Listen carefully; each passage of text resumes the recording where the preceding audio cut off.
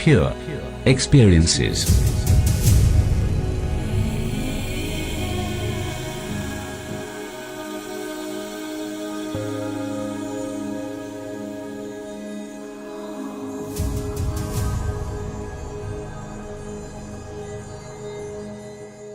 All there is experiencing. It's pure and perfect. Something interesting happens in the experiencing appearance of a mind, the universal mind, organizer of all experiences. Mind starts building structures, knowledge. The self finds itself surrounded by structures. Structures hide the what is or presence, and instead self gets a view that is made up, artificial. This view is nothing but knowing, knowledge itself. Mind presents that knowledge incrementally. While the structures are still forming, the knowledge appears incomplete and is seen as ignorance. It takes more experiences to complete the knowledge, which is done, but not before incomplete knowledge does its job of causing suffering.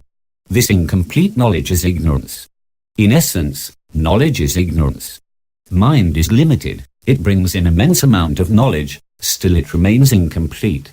For a human mind, which is a part of the universal mind, the situation is even worse.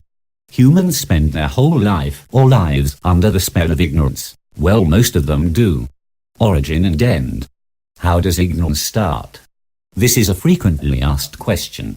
In view of the above, it starts as soon as the knowledge gathering starts. And when does knowledge start? It starts as soon as experiencing itself starts, which starts organization of experiences via the fundamental process. And when does it start? Well, you can see where this is going. We quickly hit a wall here and encounter something that is unknowable. Why is it? Because we are trying to apply the concept of time where it cannot be applied. Mind itself creates time, it cannot be applied to before mind or beyond mind. So the word start loses its meaning. Masters would tell you that ignorance is as ancient as self itself, which is infinitely old. This answer is metaphorical, because self is beyond time, or the idea of time does not apply to the self. Experiencing is beyond time too, it is change, which does not happen in time. So all we can say is, ignorance is, knowledge is. Why does the all-knowing self get into ignorance? Why does it even allow it? Self is not ignorant, mind is. Universal mind, and mind creates knowledge, and hence also creates ignorance. Self does not allow it, nor it disallows it. It merely witnesses the play. It has no interest and is also highly interested. You will find mystical speak here and paradoxes. Yes, that's normal, and we can see that it's exactly like that. When does ignorance end? Now this one is a more useful question. It ends as soon as knowledge is completed. The completion involves realization that everything is self. This dissolves all ignorance instantly, and the mind is freed, ending suffering. A happy ending. How to end ignorance? It is simple. Realize who you are. As an individual, when the mind knows that it is nothing but an illusion in self, ignorance ends. It cannot be done via reading about it, or by hearing it from a master. It can happen only via a direct experience. Why? Because, as we know surely now, only experience creates knowledge. The direct experience of self completes the knowledge. How to get that experience? Strangely, you cannot get it. It happens when the time is right. I call it ripening, some people may call it grace. A person has no control over anything, as we have seen before, and has no control over when his mind completes the knowledge. A person is only an illusion. Ripening happens, grace happens, and experience of self happens. It can be triggered by a book, teachings, just some words that remind you of self. Some other experience can arrive via practice, by introspection, by meditation, energetic manipulation, drug use, or perhaps by intervention from universal mind itself. Note the similarities with Patanjali's Yoga Sutras. I'm obviously inspired by him, but it can be shown that he is more or less right, by various accounts. Can the ripening be quickened? I don't know. Try it, who knows, it may work. Masters would say that, if you are fortunate enough to encounter a teaching about the self, by any happening whatsoever, you are already going through ripening. In other words, just knowing that such possibility exists, is a sign of grace. So if you are reading this, be sure that you are under the wings, so to speak. Once the ripening is complete, you will be free. There is no harm in asking for more grace, more ripeness. It may work, or may not work. Reading about self, singing its praises, being with wise, attending meetings that discuss it, practices that focus on mind, body and energies are said to quicken it. Sometimes just presence of a master is enough. But as usual, we cannot say if the knowledge is caused by such acts, or it merely happens irrespective of these acts to get it.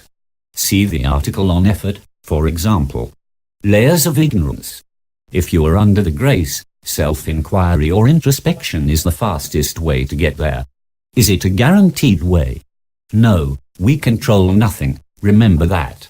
Once we start questioning, which is essentially what path of knowledge is, we begin dismantling ignorance actively. Who is acting? No one. Again, this should be noted. The ignorance is removed in the reverse order of its accumulation. So we go from outer to inner layers progressively. It's of utmost importance to note that we do not destroy the structures that cause ignorance, we merely see past them. In other words, we do not destroy the incomplete knowledge, we just complete it. So removal of ignorance is a process of gaining more knowledge. The following is my understanding of layers. It matches my own experiences. Some of you may find more or less of them. It doesn't matter. 1. Inert matter is the first layer of ignorance.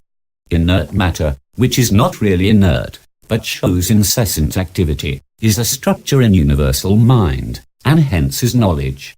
One can say that the associated ignorance is huge. It's just gas, crystals and rocks. Self thinks it's inert, rigid, bound in tight laws. All it sees is highly organized matter, which is itself. There is nothing there to remind the self of what it is. Self itself is inert and sleeping. Well, some metaphors there, but you get the picture. Can there be more layers that are worse than inert matter? Who knows? All we can experience is inert matter. There is nothing more inert than that, but the possibility remains open. Perhaps a matter which is even less active in some other universe. I am going to ignore non-physical stuff, because it may not be in the experience of many. 2. Active matter is highly energized matter, such as reactive chemicals, for example fire, or radioactive elements. Sun, water, some planets etc. are active, but are still tightly bound by mechanical laws. Laws means organization, and hence knowledge. Self thinks it's nothing but such activity. Here and in layer 1, there is no possibility for mind to know anything else. It's utterly and completely ignorant, if you consider only these 2 layers. 3. Living matter, which is just plain matter, but with some interesting and complex organization, is the 3rd layer. DNA, unicellular organisms, plants, fungi, etc., are structures of matter that grow, replicate and act in complex ways. They are mechanical and chemical, still bound by laws, but have a tiny bit of freedom. Self thinks it's life. It's engaged in a play of germination, growth, reproduction and decay back to inert matter. It's engrossed in it. Here also there is no hope for mind to know anything more. But we see immense amount of organization, much more than active matter is, a huge variety of actions and forms. It simply means more knowledge. 4. Rudimentary minds are 4th layer, where there is ingrained learning, genetic, basic memory and survival instincts. Insects, fish and reptiles have such minds, also called reptilian minds. They have much more knowledge and perceive more than mere living matter, and have intricate bodies of living matter to play with. Self is mesmerized by them. It's a captivating experience for self. Again, such mind has no potential to know anything more than what is already hard-coded. I can safely put machines at this level, as they currently are. 2017. 5. Animal minds are fifth. They have even more knowledge, learning ability, emotions, rudimentary ego, and even some intelligence. Apes, mammals and birds are in this layer. Self is engaged in a survival game here, completely unaware of itself. That's the metaphor as usual. Minds and brains are highly evolved here, but still they have no possibility of completing the knowledge. They lack self-reflection. Or in other words, animal minds lack the capability to know the self. This is somewhat debatable, and some of you may say that there is some potential here. It is okay if that is your experience. Some people may opine that creatures with a vertebral column or spinal cord are well equipped to know their self. I leave it to you. But know that they are on a brink. They can get that potential any time. Things evolve, they don't stay same. 6. Human minds are sixth on the layers of ignorance. We are self-aware, Homo sapiens sapiens, and it simply means we are capable of knowing that which no other creature can know, the self. So now you know why a human birth is considered most precious of all births. It is special. Human mind can reflect deeply, express and learn effectively, and has higher cognitive functions to override the lower, more ignorant ones. Teachers, teachings, transfer of knowledge and students appear at this level. This is a miracle.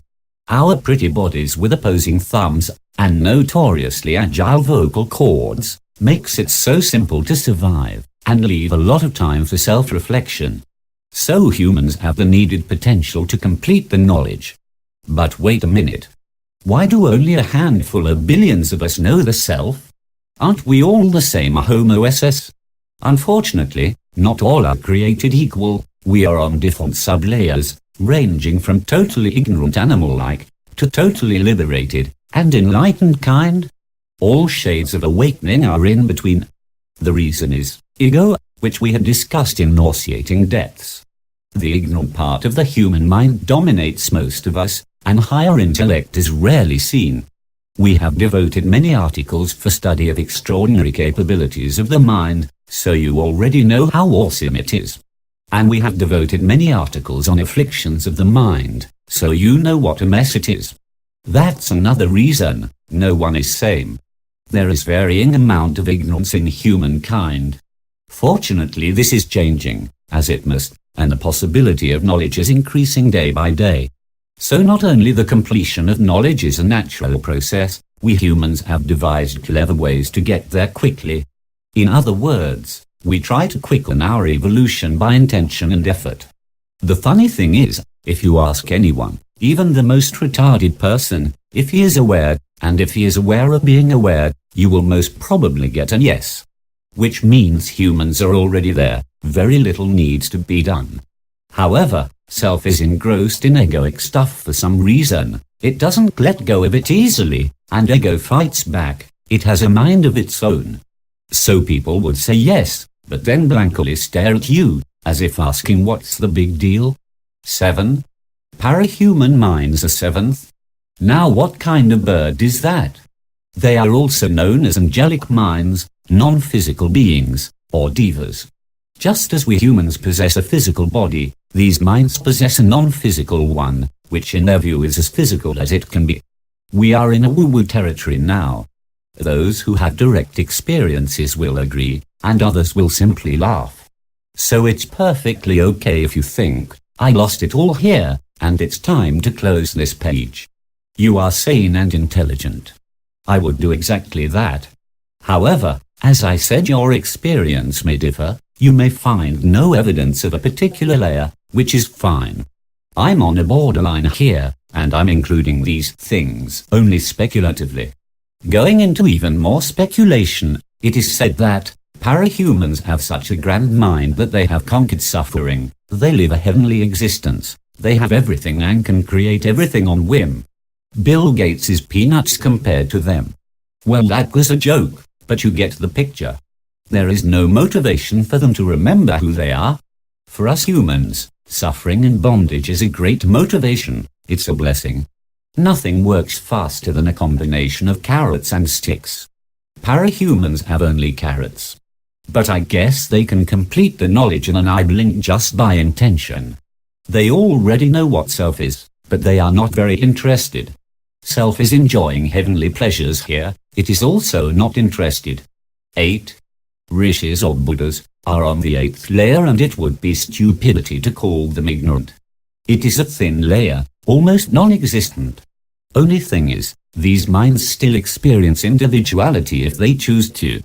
They are liberated and can take any form, from inert matter to humans to devas. They can create and maintain whole universes. Since they are already enlightened and liberated, there is no proper ignorance here, except the self is engaged in a grand game of creation. There are tiny vrittis, desires, and that's all there is, just nominal ignorance. How do I know that? I don't.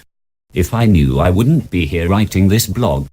Can there be more layers between 7th and 8th, like differently awakened beings? Who knows? I can cook up some, but probably that will be too much for you to swallow. 9. Universal mind is the 9th layer. Now this one I'm not cooking it up. It is by necessity.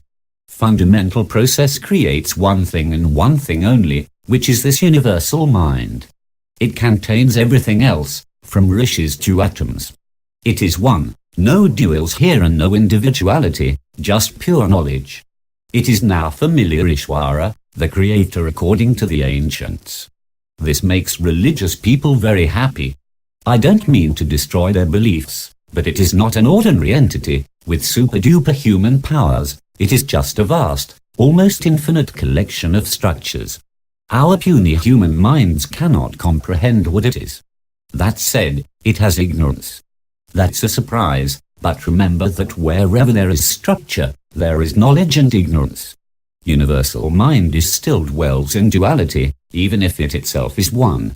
It still divides. The first division it creates is that of experience and an experiencer, just like we, human minds, do. Anyhow, the ignorance is almost nil. It always knows it is self. I cannot say anything more about it, except that it has some fundamental limitations. Those of you who know it via direct experience will concur. So it is obvious now that when the ignorance is removed, our mind resembles universal mind. It does not become yet another universal mind, it simply merges with it. The ignorance is like barriers which prevent us from seeing what we are, and its removal is like breaking those barriers. At this stage, we not only know the what of self, but also how, why, when, and where of it all. So this is how, in my limited and uninformed view, the mind completes its journey to self. It should be obvious that there are no fixed laws here. It may or may not happen in that order. But there are general predictable patterns. For example, inert matter cannot jump to a Buddha, it has to evolve towards it. These are tiny steps, but once in a while, there happens a big leap. If you are on a path, just knowing this landscape eases everything. One can destroy all ignorance in one single blow, if one wants to, and if conditions are correct. Remember that you can quicken it, if possible, but there is no hurry. You are already the self.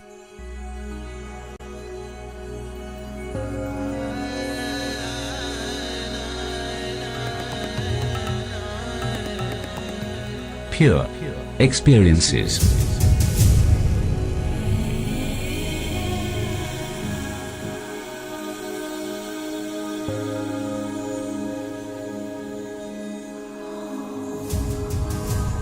You were listening to Pure Experiences by Tarun Pradhaan.